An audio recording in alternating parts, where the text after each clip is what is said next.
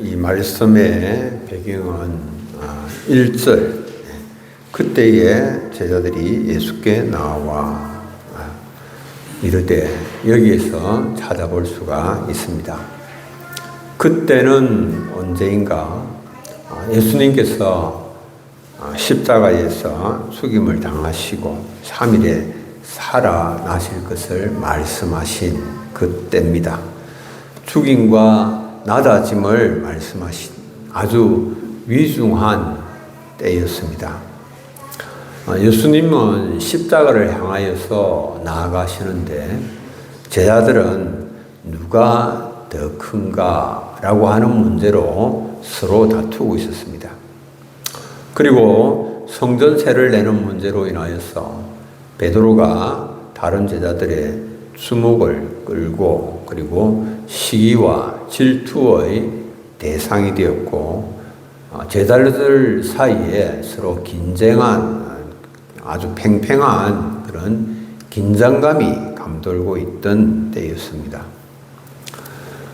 스승이신 예수님께서 십자가의 길로 나가고 계시는데 제자들은 십자가 고난에는 전혀 관심이 없고 그들이 장차 누리게 될 영광, 주님의 나라에서 주님이 세우실 이 나라에서 자신들이 누릴 그 지위, 명예에만 몰두하여 있었습니다. 제자들이 추구하는 것은 예수님께서 걸어가시는 십자가의 길과는 정반대의 길이었습니다. 예수님께서 당하실 고난은 전혀 아랑곳하지 아니하는 지극히 이기적이고 세상적인 그런 모습을 보였습니다. 영적 어둠에 깊이 빠져있는 제자들의 내면을 보게 되는 겁니다. 그렇게 생각을 한 거죠. 더 많이 가져야 되고 더 높이 올라가야 되고 그래야 행복하고 그래야 안전할 것이라고 생각을 했습니다. 넘기십시오. 내면의 결핍과 불안을 더 높이 올라가고 더 많이 가지는 것으로 해결하려 한 것입니다. 결과적으로 더 높이 올라가고 더 많이 가지고자 하는 탐욕으로 평안을 잃게 되는 겁니다. 러시아의 문호 톨스토이가 쓴 단편소설 사람에게는 얼마만큼의 땅이 필요한가? 그것은 끝없는 탐욕이 인간을 파멸로 몰아감을 적나라하게 보여줍니다. 주인공 파홈이 더 넓은 땅을 가져야 행복해질 것이다 라고 하는 그런 생각에 사로잡혀서 살았습니다. 어느 날 하루 동안 걸어서 돌아온 만큼의 모든 땅을 주겠다라고 하는 제안을 받았습니다. 조건은 하나입니다. 해가 지기 전까지 출발점으로 돌아와야 한다라고 하는 것이었습니다. 그래서 파옴은 조금이라도 더 넓은 땅을 차지하기 위하여서 쉬지 않고 달렸습니다.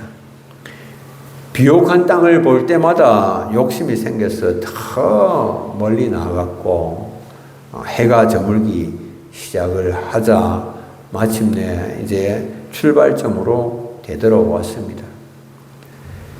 해가 지기 직전 간신히 출발점까지 돌아왔지만은 탈진하여서 그 자리에서 피를 토하고 죽고 말았습니다.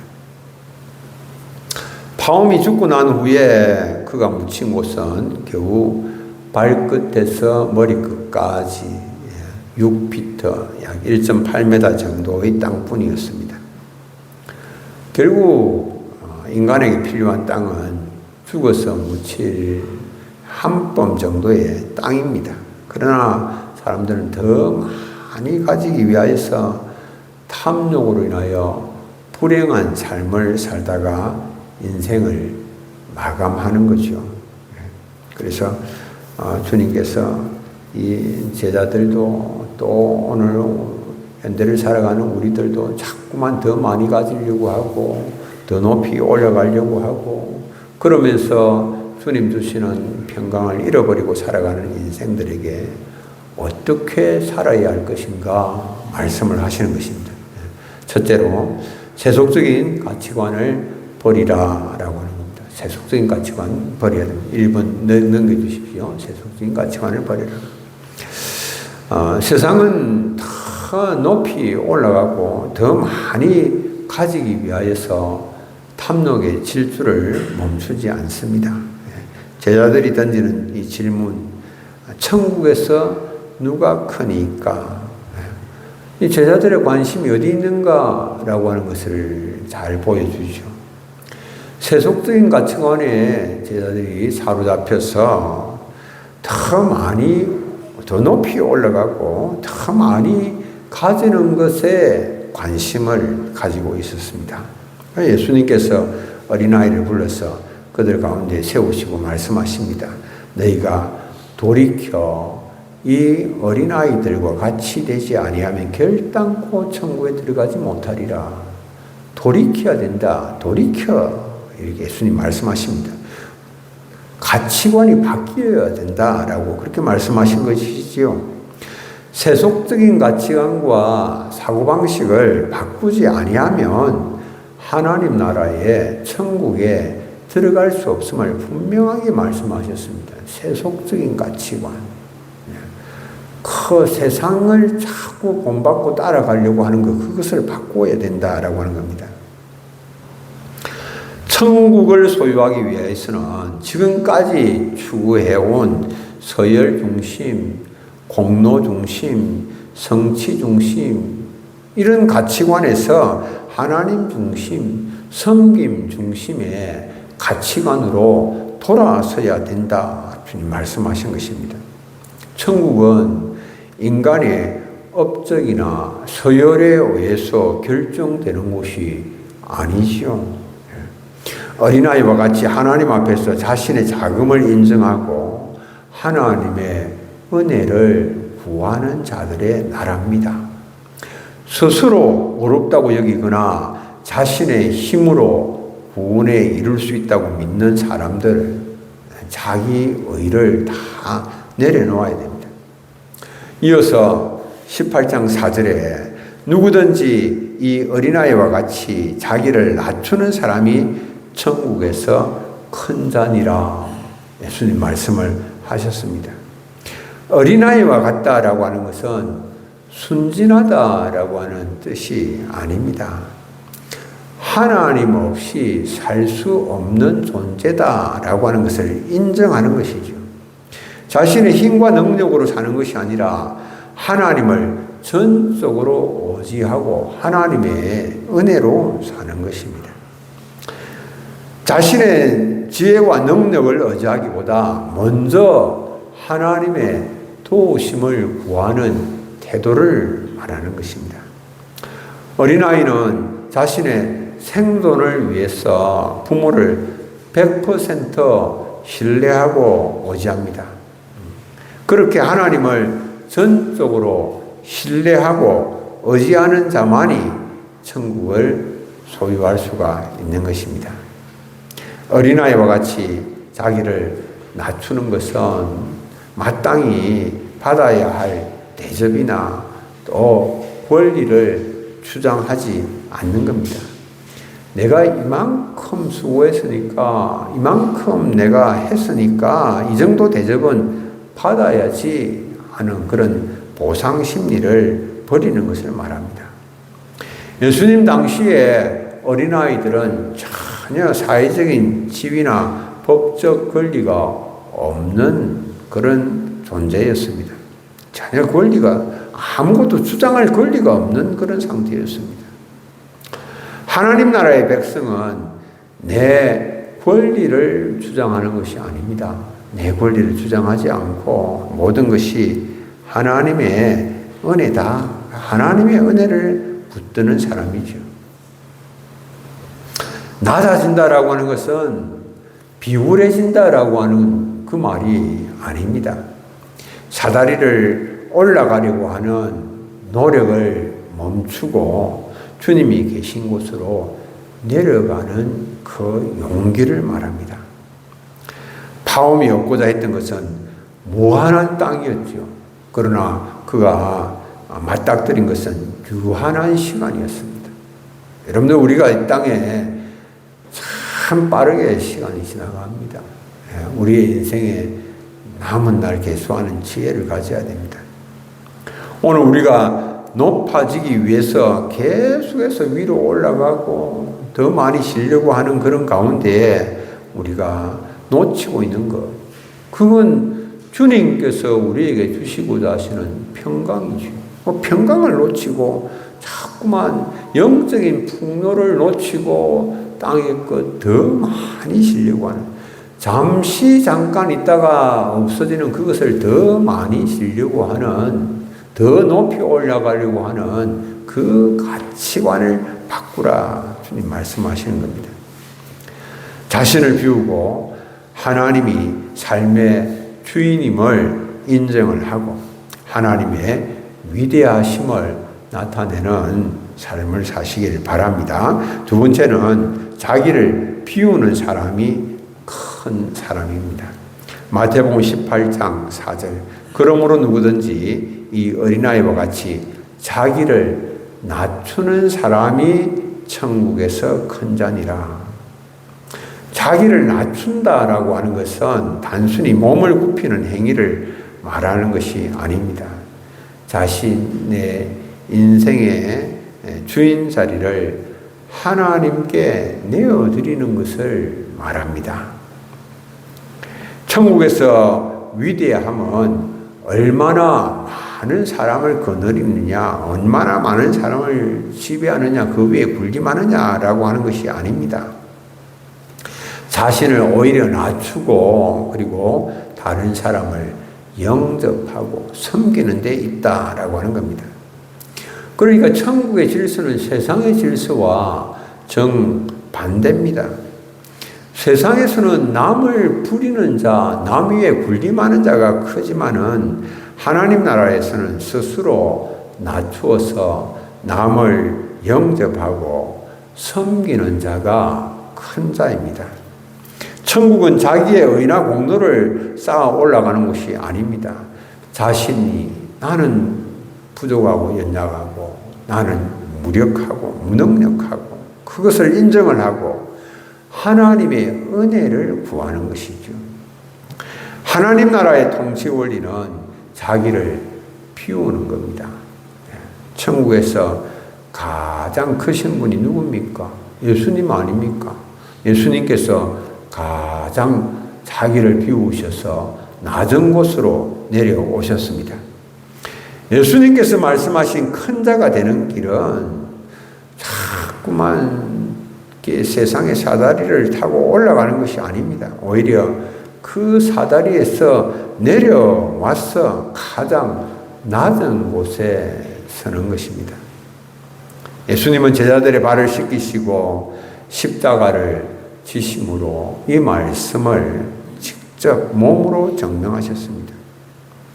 예수님 우리에게 어떻게 하면 그 사다리를 타고 최고의 꼭대기로 올라갈 수 있는가, 그 방법을 가르쳐 주시지 않으셨습니다. 오히려 그 사다리에서 내려와서 서로의 발을 씻기를, 그 자리에 설 것을 가르치셨습니다.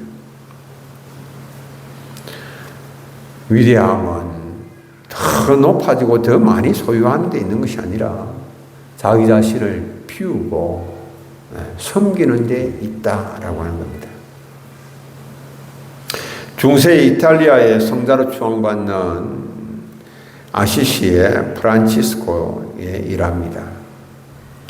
프란치스코는 부유한 상인의 아들로 태어나서 기사를 꿈꾸던 청년이었습니다. 그런데 그가 진정한 위대함이 어디에 있는지 깨닫는 한 사건을 경험을 하게 됩니다. 프란치스코는 나병 환자를 가장 혐오했습니다. 그러던 어느 날 길을 가다가 한 나병 환자를 만났습니다. 평소처럼 나병 환자를 피하는 대신에 말에서 내려서 그에게 다가갔습니다. 그리고 그의 손에 입을 맞추면서 자신이 가진 돈을 다 건네주었습니다. 그 순간에 그는 세상이 줄 수가 없는 천국의 평안을 경험을 하게 된 겁니다. 자신의 신분과 두려움을 내려놓고 사회에서 가장 낮은 자, 자신이 혐오하던 나병 환자를 그가 영접하는 그 순간에 평생 찾아 헤매던 마음의 평화와 천국의 기쁨을 맛본 겁니다. 출세하고 높이 올라가고 많이 움켜쥐어서가 아니고 다 내려놓고 다 그냥 자신이 가진 것을 내어주었을 때에 그것을 맛본 겁니다.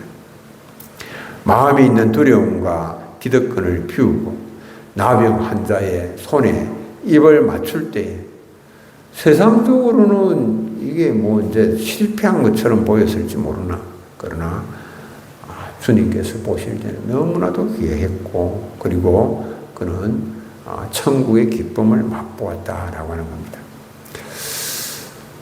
우리가 더 많이 가지고 더 높이 올라가서가 아니라 사랑으로 서로를 또 돌아보고 섬길 때에 그 섬김의 기쁨, 천국의 기쁨을 우리가 알아가는 우리 정권 한빛교회 성도님들이 되시기를 바랍니다. 세 번째로는 가장 작은 자 안에서 우리가 주님을 만나게 되어지는 겁니다. 작은 자를 영접하는 것이 주님을 영접하는 것이지요. 18장 5절에 누구든지 내 이름으로 이런 어린아이 하나를 영접하면 곧 나를 영접함이니. 어린아이는 누구를 말하겠습니까? 단순히 그냥 나이가 작은 어린아이만을 의미하지는 않겠죠. 이 원어의 문맥을 보면 사회적으로 아주 작은 자를 상징한다라고 하는 것을 알 수가 있습니다. 목소리를 낼 수 없는 사회적인 약자를 의미하죠. 오늘 우리 교회로 이제 생각을 한다면 때로는 신앙의 갈등을 겪고 이제 믿음이 연약한 이런 사람들을 우리가 떠올릴 수가 있겠죠. 또 무심코 그냥 지나치는 우리 주변에 있는 내 생활 반경 주위에 있는 작은 존재, 연약한 분들을 생각할 수 있겠죠. 이런 작은 사람들이 바로 주님이 우리를 찾아오시는 통로가 된다라고 하는 겁니다. 작은 사람들을 통해서 주님께서 우리를 찾아오시는 것이거든요. 그래서 예수님은 내 이름으로 이 어린아이 하나, 작은 사람 하나를 영접을 하면 그것이 곧 나를 영접하는 것이다. 예수님 그렇게 말씀을 하십니다. 어린아이를 영접한다라고 하는 것은 그것은 어떻게 하는 겁니까? 그것은 세상의 기준으로 사람을 바라보는 것이 아니고 예수님의 눈으로 바라보는 것을 말하죠. 아무 보답을 할 수 없는 연약한 존재를 대접하는 것, 그것이 주님을 대접하는 것이다. 그것을 우리가 이제 생각을 해야 되죠. 사람들은 다른 사람을 대접할 때에 자신에게 돌아올 대가를 계산을 합니다. 계산을 하고 대접을 합니다. 그러나 예수님은 뭐라고 말씀하십니까? 아무것도 돌려줄 수 없는 그 사람을 대접을 하라. 이렇게 말씀을 하십니다. 아무 조건 없이 대접하라. 상대방의 지위나 유익을 따지지 말고 주님 때문에 작은 자를 영접하라. 이렇게 말씀을 하시죠. 톨스토이의 사랑이 있는 곳에 신이 있다라고 하는 단편 소설에 등장하는 구두수승공 마틴의 이야기입니다. 마틴은 혼자서 외롭게 살아가고 있었습니다. 어느 날 주님의 음성을 듣게 됩니다. 내일 내가 너를 찾아가겠다. 주님의 음성을 들었습니다. 다음 날 마틴은 주님을 기다리면서 창밖을 살핍니다. 찾아오실 주님을 기다리는 거죠. 그러나 정작 기다리는 주님은 오시지를 않고 그 대신에 추위에 떨면서 눈을 치우는 노인이 찾아왔습니다. 또 굶주린 아기를 안고 있는 가난한 여인이 찾아왔습니다. 사과를 훔치다가 붙잡힌 소년을 또 만나게 됩니다. 이 마틴이 그때마다 그들을 자신께 안으로 영접을 하여서 따뜻한 차를 대접을 하고 음식을 대접을 하고 또 갈등을 중재를 하고 정성을 다하여서 그들을 도왔습니다. 그런데 해가 저물도록 주님을 보지를 못했습니다. 주님은 찾아오시지 않으셨습니다. 실망한 마틴인데 그 마틴 앞에 환상으로 주님이 나타났습니다. 그날 마틴이 도와주었던 노인과 여인과 소년이 차례로 나타나서 미소 지으면서 속삭였습니다. 마틴, 내가 누군지 모르겠느냐? 바로 나다. 주님이 찾아오셨죠. 계산하지 않고 세상에서 무시받고 그리고 연약한 존재를 영접하는 것이 곧 주님을 영접하는 것입니다. 그것이 곧 자신을 산제물로 드리는 영적 예배입니다. 주님이 원하시는 것이 영적 예배죠. 우리 자신을 산제물로 드리는 영적 예배죠. 우리가 삶 속에서 약한 자, 연약한 자를 영접하는 이것이 영적 예배입니다.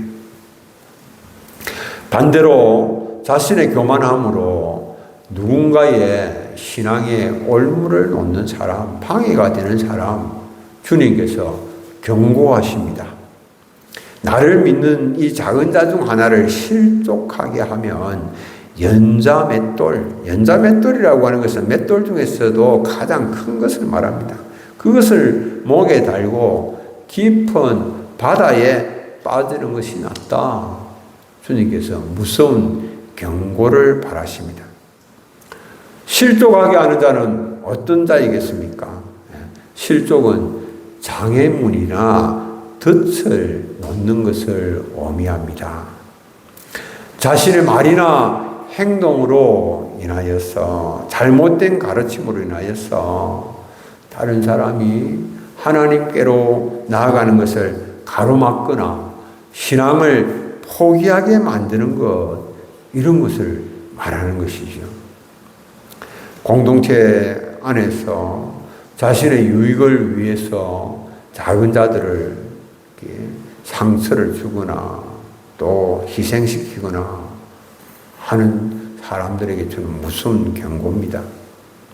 예수님은 이 비유를 통하여서 천국은 지배하는 곳이 아니고 서로가 서로에게 어린아이가 되어서 영접하는 곳이다. 이렇게 말씀을 하신 것입니다. 그냥 서로 어린아이처럼 대가를 바라지 아니하고 자신이 섬김으로 인하여서 또 누리게 될 유익을 생각하지 아니하고 서로를 이렇게 돌아보는 것이죠. 사랑하는 성도님들, 오늘 우리는 누구의 목소리에 귀를 기울이고 있습니까? 세상은 우리에게 말합니다. 더 높이 올라가라. 더 많이 움켜쥐라.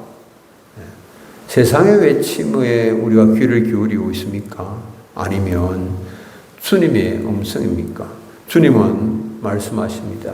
내가 있는 곳으로 낮은 자리로 내려오라. 주님은 우리가 낮은 자리로 내려올 것을 말씀을 하십니다.